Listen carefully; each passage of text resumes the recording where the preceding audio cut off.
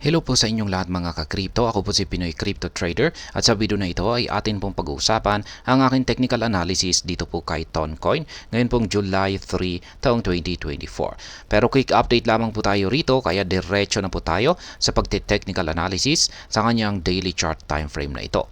At ayan, mapapansin po natin dito na meron po tayong isang maliit na triangle pattern dito. Pero ito po ay nakapaloob sa isang mas malaking pattern dito. Isa po itong ascending wedge pattern. Ayan, binubuo po yan ng dalawang kulay puti na linya.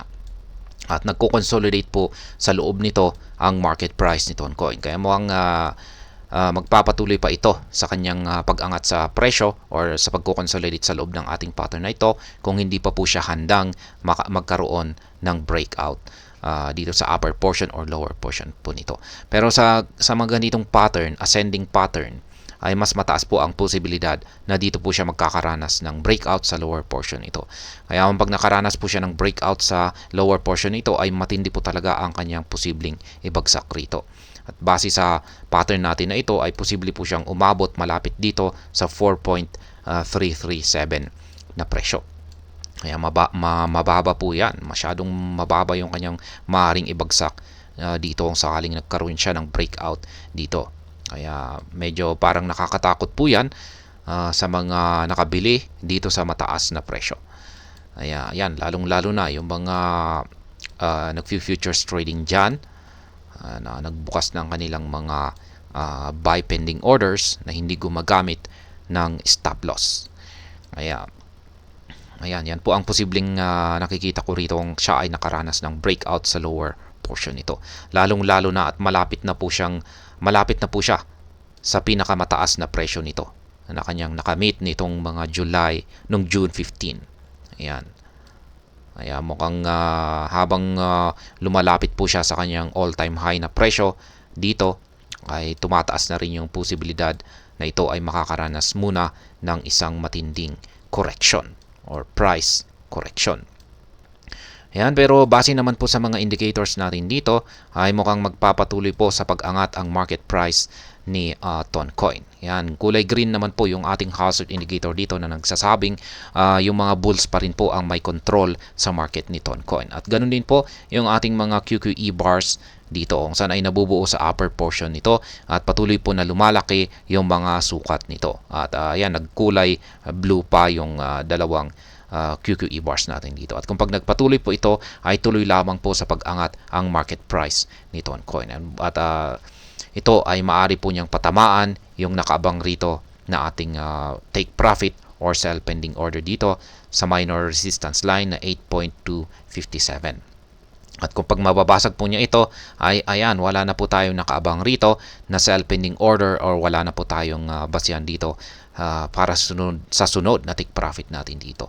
Yung tanging basihan lamang po natin dito ay yung upper portion ng ating pattern dito.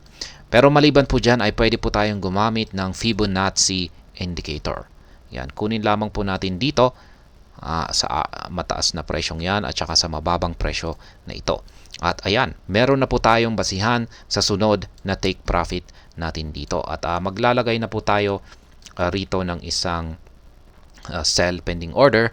At yan po ay nasa presyong 9.224. Ayan po ang sunod na nakaabang na sell pending order natin or take profit natin dito. Ayan, napakataas na po yung sunod. Kaya ayan po ang aking panibagong live spot trading positions dito kay Toncoin. Ayan, nandito na naman yung magulong Fibonacci indicator natin dito.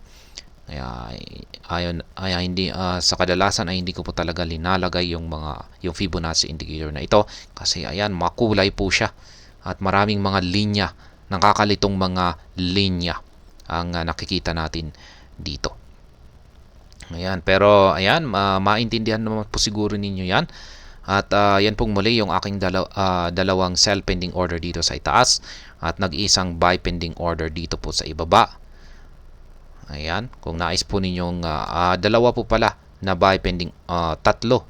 Ayan, tatlo po pala na buy pending order dito sa ibaba at saka dalawang sell pending order or take profit dito sa itaas.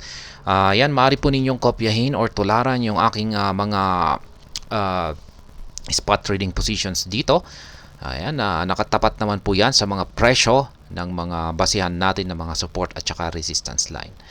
Ayan, yung aking ginagamit po na platform dito ay ang TradingView.